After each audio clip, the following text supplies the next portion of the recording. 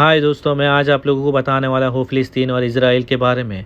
Please आप मेरे channel पे नया है तो मेरे चैनल को सब्सक्राइब कर लेना और एंड तक सुनना। कभी इज़राइल बनने के पक्ष में नहीं था भारत, फिर कैसे दी राष्ट्र के तौर पर मान्यता और कैसे मजबूत हुई दोनों देशों के संबंध। बीते कुछ सालों में भारत और इज़राइल के बीच संबंध काफ़ी मजबूत थे, लेकिन क्या आपको पता है कि एक समय ऐसे भी था जब भारत के प्रधानमंत्री जवाहरलाल नेहरू इज़राइल बनने के पक्ष में नहीं थे। जानिए इज़राइल के बनने से लेकर अब तक की खास बातें।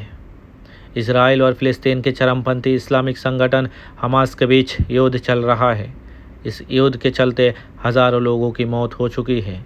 युद्ध के इन हालातों को America, Britain, France, Italy, Germany जैसे देशों के अलावा भारत भी इज़राइल के साथ खड़ा हुआ है।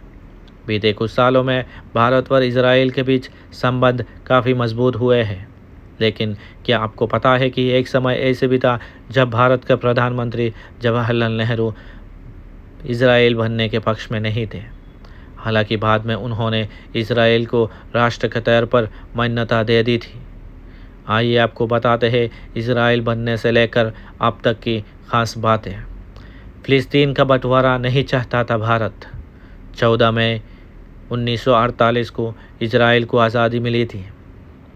आज़ादी के बाद संयुक्त राष्ट्र संघ में इज़राइल और फ़िलिस्तीन दो देश बनाने का प्रस्ताव पेश हुआ। इसके पीछे तर्क दिया गया कि फ़िलिस्तीन अरबों के साथ यहूदी लोगों का भी देश होना चाहिए।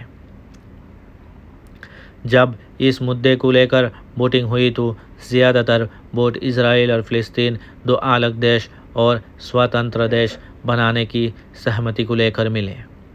उस समय भारत के तत्कालीन प्रधानमंत्री जवाहरलाल नेहरू फ़िलिस्तीन के बंटवारे के खिलाफ थे। इसीलिए भारत ने 1948 में संयुक्त राष्ट्र में इज़राइल गठन के खिलाफ वोट किया।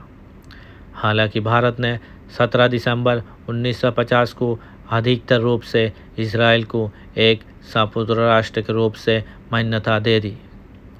भारत और इज़राइल की दोस्ती। इज़राइल को राष्ट्र की मान्यता देने के बाद भी भारत और इज़राइल के बीच राजनीतिक संबंध लंबे समय तक नहीं रहे। इसका कारण है कि भारत के रिश्ते फ़िलिस्तीन के साथ ज़्यादा करीबी थे। संयुक्त राष्ट्र में कई मौक़ों पर भारत फ़िलिस्तीन के साथ खड़ा रहा है, लेकिन जब 1962 में भारत चीन से युद्ध लड़ रहा था, उस समय इज़राइल ने भारत को मदद की पेशकश की। इज़राइल ने भारत को मोटररोधी उपकरण दिए थे। इसके अलावा 1965 और 1971 में पाकिस्तान के खिलाफ युद्ध में भी भारत को अरब देशों का साथ नहीं मिला, जबकि भारत उनके करीबों में था। लेकिन उस समय इज़राइल ने भारत को सैन्य साजो सामान उपलब्ध कराए। हालांकि इसके बाद भी दोनों देशों के बीच राजनीतिक संबंध शुरू नहीं हो सके। एनडीए की कार्यकाल में बढ़ी दोस्ती। 1977 में मोरारजी देसाई सरकार ने इज़राइल से बेहतर संबंध बनाने की कोशिश की थी। उस समय इज़राइल के रक्षा मंत्री कोई सीक्रेट ट्रिप पर भारत आए थे, लेकिन सही मायने में भारत ने 1992 में इज़राइल के साथ राजनीतिक संबंध बहाल किया। जब पीवी नरसिंह राव देश के प्रधानमंत्री बने, उन्होंने पूर्ण रूप से इज़राइल के साथ राजनीतिक संबंध की शुरुआत की। हालांकि वह दोस्ती एनडीए यानी अटल जी के कार्यकाल में बढ़ना शुरू हुई। साल 2003 में पहली बार भारतीय विदेश मंत्री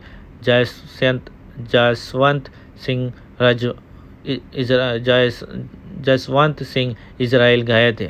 इसके बाद पीएम नरेंद्र मोदी के कार्यकाल में राष्ट्रपति प्रणब मुखर्जी इज़राइल गए थे। ये इज़राइल जाने वाले देश के पहले राष्ट्रपति बने थे। इसके बाद साल 2017 में पीएम नरेंद्र मोदी इज़राइल के दौरे पर गए और इज़राइल का दौरा करने वाले भारत के पहला प्रधानमंत्री बने, और इस तरह दोनों देशों के बीच संबंध समय के साथ मजबूत होते गए। फ़िलिस्तीन के बंटवारा और भारत के बंटवारे में भी समान था। फ़िलिस्तीन के बंटवारे के इतिहास को अगर आप देखें तो 1948 में फ़िलिस्तीन को दो टुकड़े हुए और एक नया देश इज़राइल बना था। उससे एक साल पहले 1947 में 1947 में भारत का बंटवारा हुआ था और पाकिस्तान बना था। दोनों ही जगह पर ये अंग्रेज़ों का खिया धरा था। अंग्रेज़ जहाँ भी गए उस देश को आज़ाद करने के बाद लड़ाई का एक बीज बो दिया। इसराइल और फ़िलिस्तीन बनाने का फ़ैसला लंदन में हुआ। इंडिया पाकिस्तान भी लंदन की ही देन है। बंटवारे के बाद ही दोनों देशों के बीच विवाद शुरू हो गया। दरअसल 1948 में फ़िलिस्तीन का बंटवारा वेलफेयर घोषणा पत्र के तहत किया गया है। ये कंसेप्ट अंग्रेज़ ही लेकर आए थे।